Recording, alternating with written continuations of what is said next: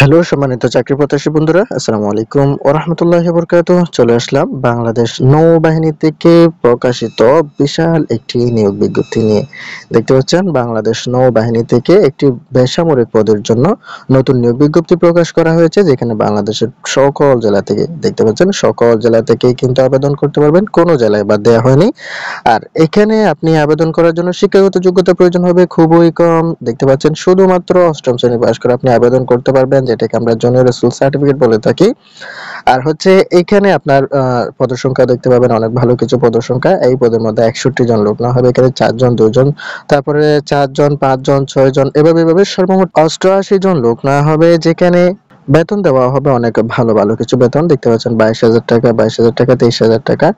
এই সার্কুলারটিতে সর্বমোট 8টি ক্যাটাগরির পদ রয়েছে। এই 8টি ক্যাটাগরির পদ, পদসংখ্যা, বেতন স্কেল, শিক্ষাগত যোগ্যতা, যে সকল জেলার প্রার্থীগণ যেভাবে আপনি আবেদন করতে পারবেন, আবেদন করার সময়সীমা, সমস্ত কিছু একে একে দেখে দেওয়া হবে আমাদের আজকের এই ছোট্ট ভিডিওতে। আশা করি সম্পূর্ণ ভিডিওটি জুড়ে আমাদের সাথেই থাকবেন। সো চলে যাচ্ছে মূল ভিডিওতে। তার আগে প্রতিবারের মতন ছোট্ট একটা রিকোয়েস্ট, আপনি যদি এখনো পর্যন্ত আমাদের এই চ্যানেলটি সাবস্ক্রাইব না করে থাকেন, তাহলে আমাদের এই চ্যানেলটি এখনই সাবস্ক্রাইব করে আমাদের এই ছোট্ট পরিবারের সদস্য হয়ে যাবেন। আর যারা অলরেডি সাবস্ক্রাইব করে রেখেছেন তাদেরকে থ্যাংক ইউ সো মাচ। বন্ধুরা, আমরা যে এখানে 8টি ক্যাটাগরির পদ দেখতে পাচ্ছি, এই 8টি ক্যাটাগরির পদের মধ্যে আমরা প্রথমে দেখে নেব পদের নাম, পদের সংখ্যা, বেতন স্কেল, শিক্ষাগত যোগ্যতা। তারপরে দেখে দেব যে সকল জেলার প্রার্থীগণ যেভাবে আবেদন করতে পারবেন, আবেদন করার সময়সীমা এবং কিভাবে আপনার আবেদন করা যাবে। সো এখানে আমরা যে 8টি ক্যাটাগরির পদ দেখতে পাচ্ছি, প্রথমে আমরা শুরু করতে যাচ্ছি 1 নম্বর থেকে, ক নাম্বার থেকে। এখানে ক, খ, গ, গ এভাবেই কিন্তু পদের সিরিয়ালগুলো দেওয়া হয়েছে। তো এখানে আমরা ক নম্বর থেকে শুরু করতে যাচ্ছি। ক নম্বর পদের নাম হচ্ছে এমটিডি, যেখানে 23,490 টাকা বেতনে 61 জন লোক না হবে। ওয়াও, দেখতে পাচ্ছেন একটি পদে 61 জন লোক না হবে, যেখানে শুধুমাত্র অষ্টম শ্রেণী পাশ করে কিন্তু আবেদন করে দেবে, যেটাকে আমরা জুনিয়র স্কুল সার্টিফিকেট বলে থাকি। সো যাই হোক, এখানে অষ্টম শ্রেণী পাশ করে আপনি আবেদন করতে পারবেন।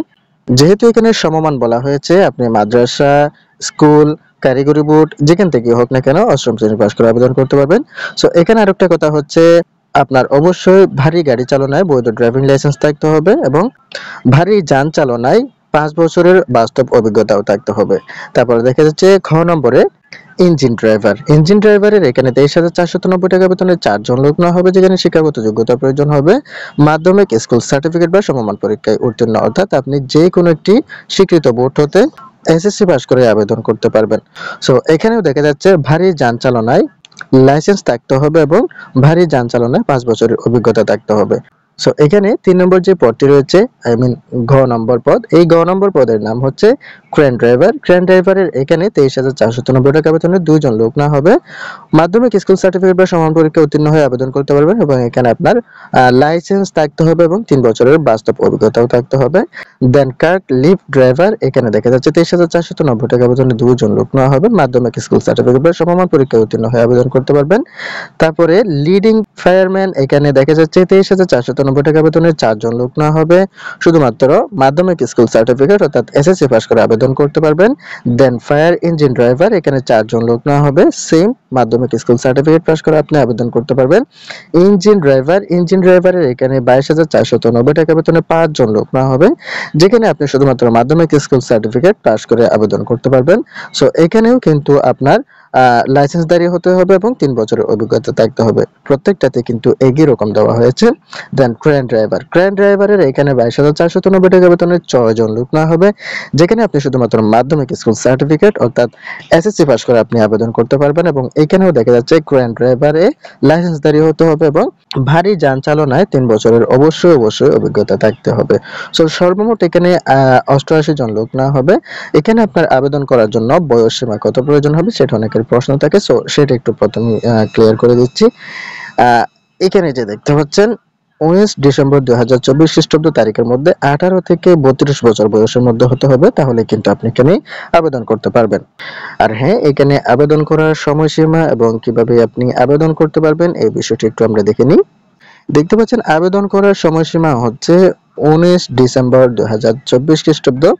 এই তারিখের মধ্যে আপনার আবেদনটি করে নিতে হবে। আর আবেদনটি করতে হবে আপনার ডাক যুগে অথবা কুরিয়ার যুগে অথবা সরাসরি আবেদনপত্রটি তাদের ঠিকানায় পৌঁছাতে হবে। সো তাদের ঠিকানাটি এখানে দেওয়া আছে। আপনাকে যে বরাবর আবেদনটি করতে হবে এবং আপনার আবেদনপত্রটি পৌঁছাতে হবে সেটা হচ্ছে পরিচালক, বেসামরিক কর্মচারী অধিদপ্তর, নৌবাহিনী সদর দপ্তর, বনানী, ঢাকা ১২১৩ ঠিকানা।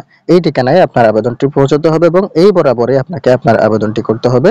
সো এখানে আপনার আবেদন করার জন্য কি কি কাগজপত্রগুলো প্রয়োজন হবে সেগুলো এখানে দেওয়া আছে। এই যে দেখতে পাচ্ছেন, আপনি চাইলে ভিডিওটি স্টপ করে দেখে নিতে পারেন। সো এইটা যেহেতু সবারই জানা থাকে, সো সেজন্য আমি বলে দিচ্ছি না একটা একটা করে। যেমন এই যে দেখতে পাচ্ছেন, শিক্ষাগত যোগ্যতা প্রয়োজন হবে, এগুলো সবাই জানে। তারপর হচ্ছে আপনার নাগরিক সনদ প্রয়োজন হবে, এটাও সবাই জানেন। তারপর হচ্ছে আপনার আবেদনকারী বীর মুক্তিযোদ্ধার শহীদ অথবা বীর মুক্তিযোদ্ধার বীরাঙ্গনার পুত্র কন্যা হলে, সো এই বিষয়টিও কিন্তু সবাই জানি থাকে। সো এখানে যে একটা আবেদন ফর্ম দেওয়া আছে, এই আবেদন ফর্মটি আপনাকে ফলো করতে হবে।